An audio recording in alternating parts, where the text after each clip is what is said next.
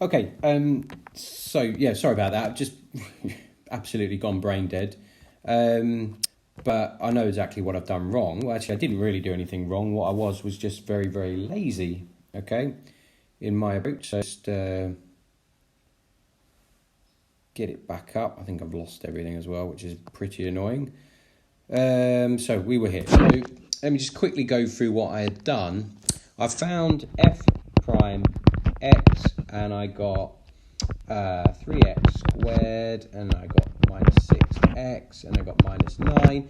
And I said, when is that equal to 0? Because when the gradient is equal to 0, that's when I get stationary points. So I ended up with x minus 3, x plus 1, and so I got stationary points at 3 and minus 1. And then I said, okay, what is the second derivative? It's 6x minus 6. Find those second derivatives at 3, which would give me 12, which is bigger than 0, therefore a minimum. And f prime prime of minus 1, where the other stationary point is, I got minus 12, which is less than 0, therefore it's a maximum. And I drew my graph like this, which was where I was very, very silly. Okay, I said, okay, let's make it there and there. Well, that's dumb. What I'd done was I'd been lazy and I had not bothered to find out the y values, which I should have done, because if I had done, I would have found out that f of minus 1 is equal to negative 20, is equal to 10, and f of 3 is equal to negative 22. So really what I should have got is something like this. Okay, and now I can see that I get my maximum when x is minus 1, my minimum when x is 3, and now simply connect up, and it's all making sense to look like a normal cubic. I mean, pretty badly drawn to be fair, but you get the idea, I hope, okay?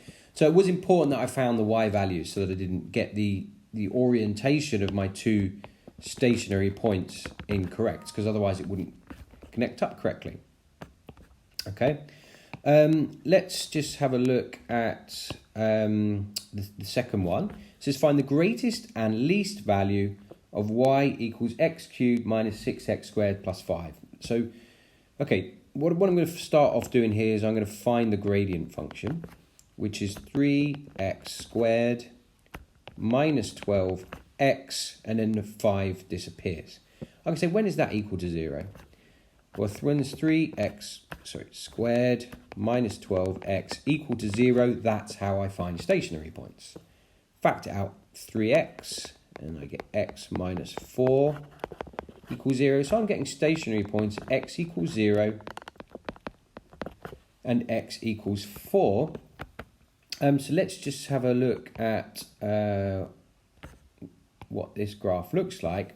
I'm getting, well, actually, I need to know, don't I? I need to know whether I've got maximums or minimums here. So I need to find f prime prime x, which would be 6x minus 12. Well, if x equals 0, then I get minus 12. If x equals 4, then I get positive 12. So this one is a max, this one is a min. So at what are my y values so I don't make a mistake there? So let's find f of 0 is equal to 5. F of 4 is equal to 4 cubed is 64. Let me just use a calculator here so I don't get it wrong. So I got 4 cubed minus 6 times 4 squared plus 5 equals negative 27. Okay, negative 27. So I've got 0, 5 and 4, negative 27. So I know that I've got a maximum at 0, okay, so maybe something like that, and a minimum here. So my function is looking something like that, but it's only on this interval. So what I also need to do is find f of minus 2 and f of 5 so that I know where it starts and it stops.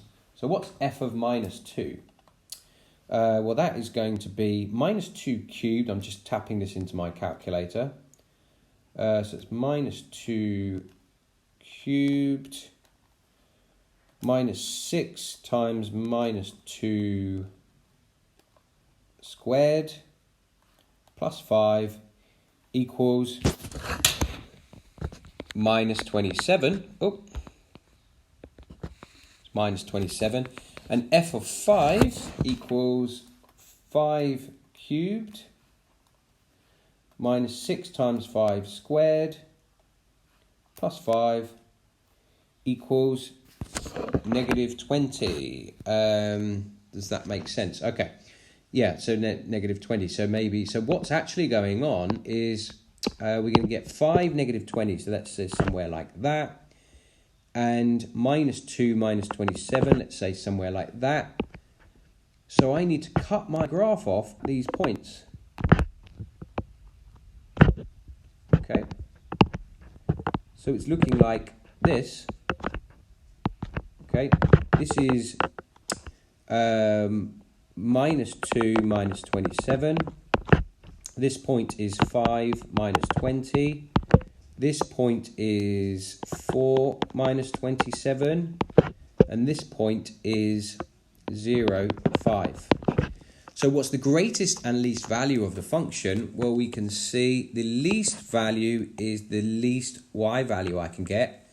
And the biggest value is the maximum y value that I can get. Okay, so I can see here that the biggest y, so I'm going to say y max is equal to 5. And y min seems to happen at 2 places, here and here, minus 27. Okay, the global maximum and the local maximums are different things. And you cannot use differentiation to find global maximums. You must use it to find local maximums, okay? So I hope that makes sense. So don't be lazy like I was and find the y values as well so you don't make silly mistakes, okay? Right, last thing I want you to do for this week as a little mathematical application is to be able to find out the equations of tangents and normals to curves, okay? So the black thing here is a function, it's a curve. The green one is the tangent to the curve at this point. The blue one is a normal to the curve at this point. So the normal is perpendicular to the tangent at that point, okay? And what you might be asked to do is find out the equations of a tangent or a normal at a point. So let's just do an example of that. So here we go, we've got the graph of f of x equals x squared minus 4x as shown alongside. Find the gradient function. That's really, really easy because we've got the power rule. It's going to be 2x minus 4. Okay, so that's part A done. That's very, very easy. Hence, find the equation of the illustrated tangent. So what we're trying to do is find the equation of this tangent at the point where x equals 1. Well, what we know is that the curve and the tangent have the same gradient at that point. So what I'm going to do is try and find the gradient at x equals 1. And that's just 2 times 1 minus 4 equals minus 2. So I know that my tangent has a gradient of minus 2. So I can say it's y equals minus 2x plus something. How do I know the something? Well, I know that it passes through this point. That when y is minus 3, x is 1. Okay, so c should be equal to negative 1. So the equation of my tangent is y equals minus 2x minus 1. Okay, so a tangent has the same gradient as the gradient of the curve at that point. Okay? This time we're asked to find the equation of a normal to this function, y equals 8 over root x at the point where x equals 4. So let's have a look at this. So the first thing we need to do is we need to find the gradient function. So I need to change it. Y is equal to 8x to the negative a half. Usual rules of indices, okay? dy dx, I'm using Newtonian notation here because the question did, okay, becomes negative 4x to the negative 3 over 2, which is negative 4 over the square root of x cubed, okay? So I want to find out what is the equation of this function when x equals 4. So let x equal 4, then dy dx equals minus 4 over the square root of 4 cubed, which is minus 4 over 2 cubed, which is 8, which is minus a half, okay?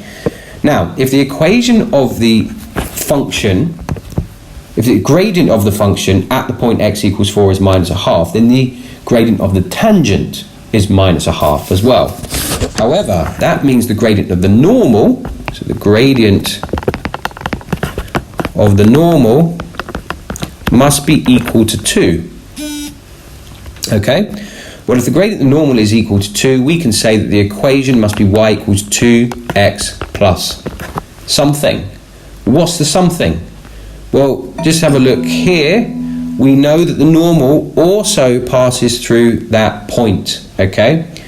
So we know it passes through the point where x equals 4. What I need to know is what the y value is. So I can use the original function, y equals 8 over the square root of 4, which is 4 itself, 8 over 2. So I know that it's passing through the point 4, 4. So 4 equals 2 times 4 plus c. 4 equals 8 plus c. c equals negative 4. So the equation of the normal is y equals 2x minus 4. Okay, I hope that would be straightforward for higher level students. Obviously, you're going to do some practice of that by doing some My iMaths and doing Microsoft Form. Okay, any doubts about any of these videos, just simply ask me, not a problem, okay?